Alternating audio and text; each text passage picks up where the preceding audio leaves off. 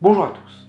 Aujourd'hui, je vais vous révéler un secret. Je suis en train de devenir un véritable Jedi.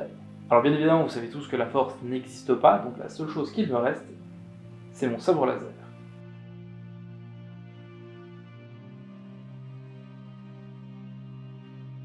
Ça fait un moment que j'entends parler de combats de sabre laser ou d'escrime sabre laser sur les réseaux sociaux. Et devant me remettre au sport, j'ai fait la seule chose sensée, qui était de combiner ma passion et une pratique sportive. J'ai donc rejoint l'académie de sabre laser du club d'escrime La Rapière de Lyon en septembre 2019. Il existe deux versions du combat.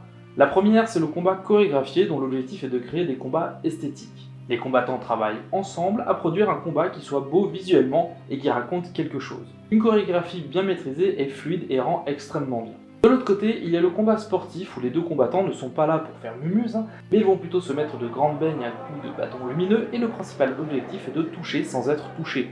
C'est pour cette raison que le combat sportif nécessite impérativement des protections pour éviter d'être blessé au cours d'un échange. Alors on pourrait faire des raccourcis et considérer que les sportifs sont supérieurs, mais il ne faut pas oublier qu'en chorégraphie, les coups échangés sont souvent rapides et que les sportifs ne portent pas de protection, contrairement aux combattants. Et qu'un coup qui dérape et qui vient vous éclater le pouce est extrêmement douloureux et il faut faire comme si de rien n'était pour éviter de gâcher le spectacle. Et bien évidemment, le point commun de ces deux pratiques, c'est le sabre laser. C'est élégant, maniable. L'arme noble d'une époque civilisée.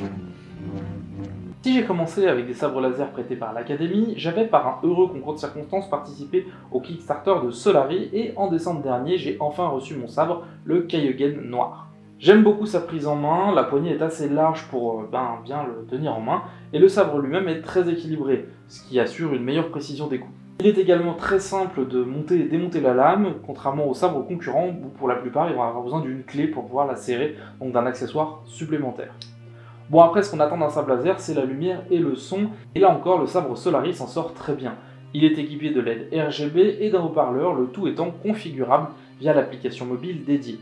Avec le sabre laser, Solari fournit également une application qui va vous permettre de configurer votre sabre laser en fonction de vos envies. Tout le système de personnalisation passe par des configurations, donc là vous pouvez voir à l'heure actuelle que j'ai deux configurations qui correspondent à des couleurs et à des sons différents. Je vais aller modifier la première configuration, donc là on peut voir que je peux paramétrer les sons d'allumage, sons d'extinction, quelques petites options supplémentaires.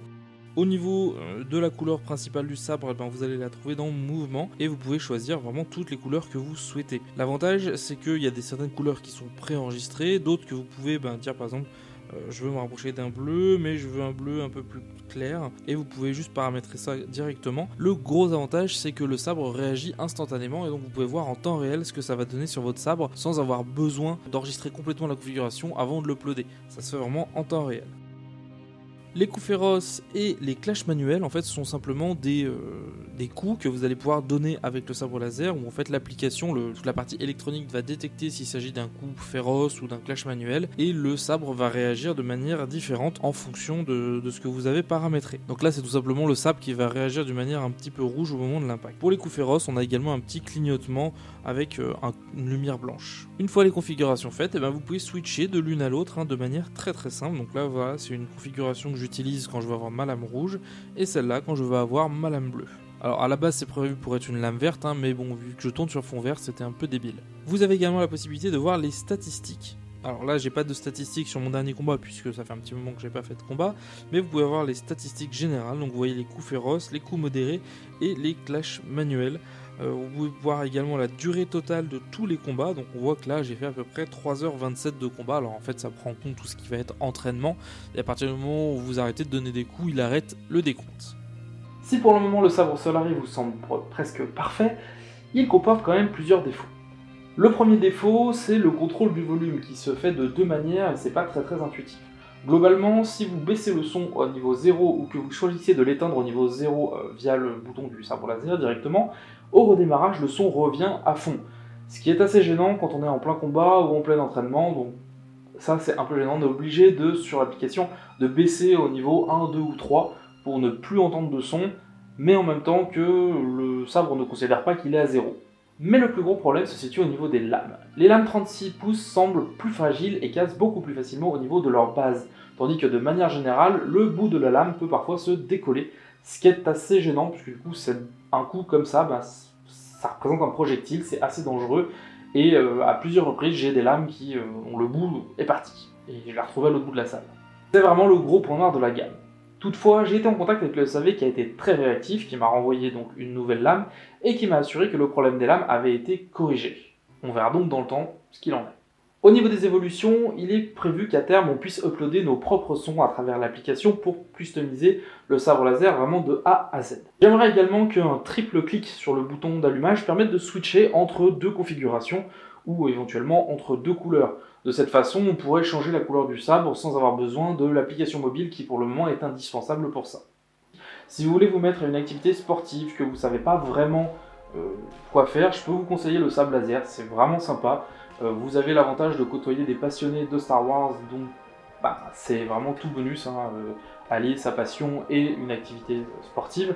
Le gros point noir, ça va être le sabre laser qui va représenter un investissement assez important, même si la plupart des clubs vont pouvoir vous prêter des sabres laser pour démarrer. Le problème, c'est qu'ils n'ont pas une quantité illimitée de sabres laser, et donc à terme, il faut forcément s'en acheter un. Et un bon sabre laser, il faut compter au minimum 100 €. Et vous pouvez monter en gamme jusqu'à des 300, 400, 500 € si vous décidez de faire des customs de sabre laser. Personnellement, je vous conseillerais des sabres laser assez simples au départ pour voir si vraiment dans le temps le combat vous plaît. C'est-à-dire que déjà avoir toujours le même sabre en main, c'est un avantage pour vous parce que vous commencez à travailler avec votre propre sabre, alors que les sabres d'académie, vous les changez régulièrement, des fois c'est pas forcément les mêmes modèles, les prises en main sont pas toujours les mêmes. Donc vraiment n'hésitez pas à, au bout de quelques mois, si vous sentez que l'activité va vous plaire, plus sur la durée, investissez un petit peu dans un sabre laser de bonne qualité. Prenez pas du bas de gamme, prenez vraiment un sabre laser de bonne qualité, même si ça reste de l'entrée de gamme, de façon à ce que vous puissiez progresser avec votre sabre laser. Et si vraiment vous avez de grands objectifs ou éventuellement vous souhaitez faire de la chorégraphie, ou souvent ceux qui font de la chorégraphie ont des sabres laser un petit peu plus esthétique que pratique, pour des raisons d'esthétisme tout simplement, et à ce moment-là vous pourrez être prêt à mettre un petit peu plus d'argent dedans.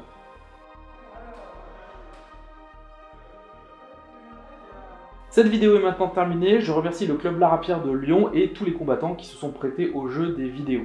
N'hésitez pas à vous abonner à la chaîne, à aller faire un tour sur Tipeee, sur Utip pour regarder des publicités pour aider à financer la chaîne ou éventuellement faire un don. Quant à moi, je vous donne rendez-vous très bientôt pour une prochaine vidéo. Ciao!